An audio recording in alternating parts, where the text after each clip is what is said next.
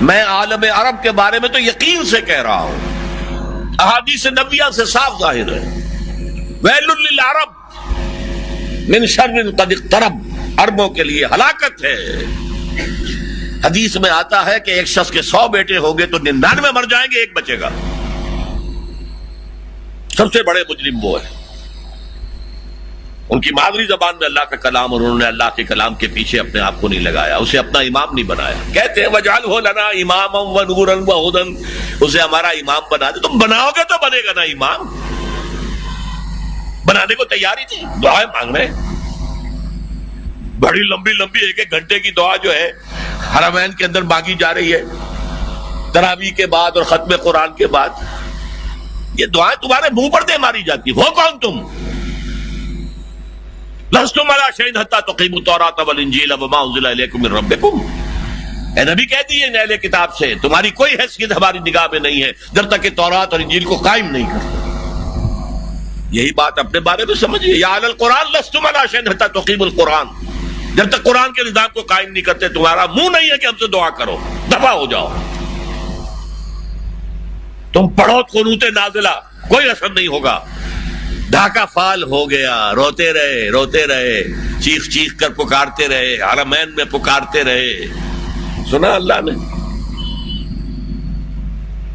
ابھی مرا ہے وہ جنجیت سنگھ اروڑا، جس کے سامنے یوت الجزیۃ عن ید وہم صاغرون، آپ کے جرنیل ٹائیگر نے اپنا جو ہے ریوالور پیش کیا تھا۔ جگجیت سنگھ اروڑا یہی کا تھا، گجرانوالے کا۔ بہرحال ابھی ایک امید ہے، جب تک بھی اللہ تعالیٰ مہلت دیتے، لیکن اس کا راستہ کیا ہے؟ پہلے تو میں امید افزا باتیں آپ کو بتا دوں۔ احادیث صحیحہ میں اس کی خبر دی گئی ہے کہ قیامت سے قبل پوری دنیا میں اسلام کا نظام قائم ہوگا،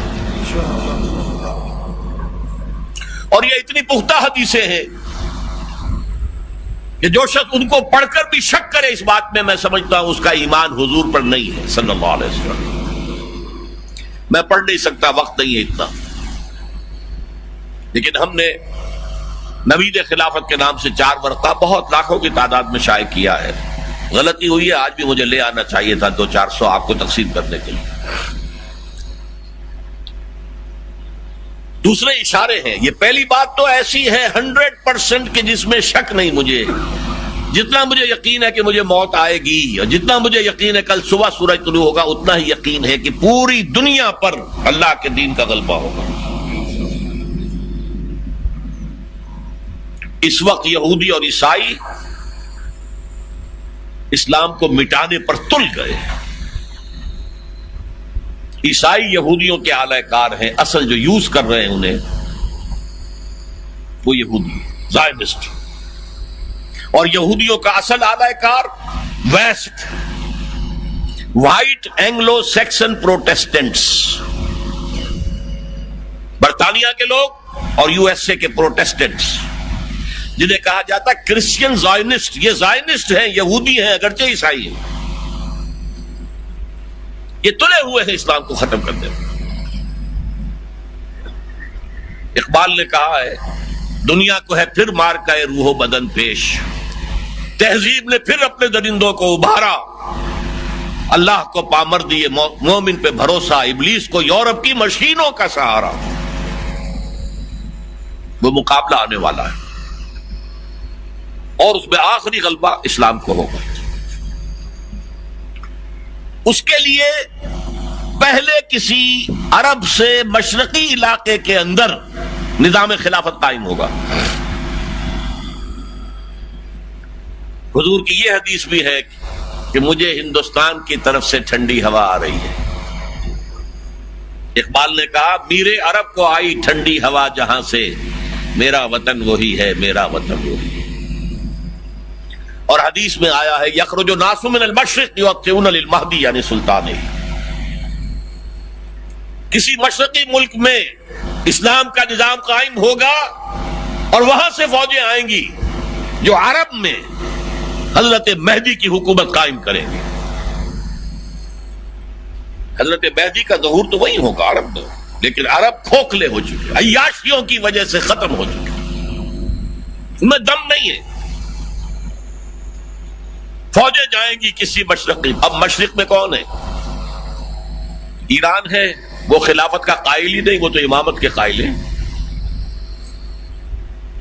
پھر افغانستان ہے، پھر پاکستان ہے۔ یہ ہے وہ خطے کہ جہاں سے انشاءاللہ خلافت کا نظام دوبارہ ابھرے گا اور یہیں سے پھر پھیلے گا۔ یہ چاہتے ہیں کہ اللہ کے نور کو اپنے منہ کی پھونکوں سے بجھا دیں۔ بش تلا ہوا ہے، اسرائیل تلا ہوا ہے، یورپ تلا ہوا ہے۔ اسلام کو ہم ختم کریں گے۔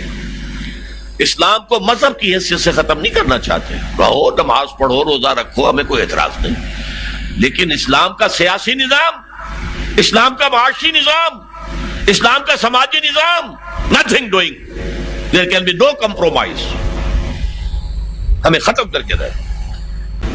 الیکشن کے ذریعے سے نہیں ہوگی، حضور الیکشن کے ذریعے سے حکومت نہیں بنا سکتے تھے، بلکہ آیت اللہ خمینی الیکشن کے ذریعے سے قیامت تک ایران کے اندر وہ حکومت نہیں بنا سکتا تھا، وہ انقلاب ہوتا ہے، جانے دینی پڑتی ہے، اس کے بغیر نہیں۔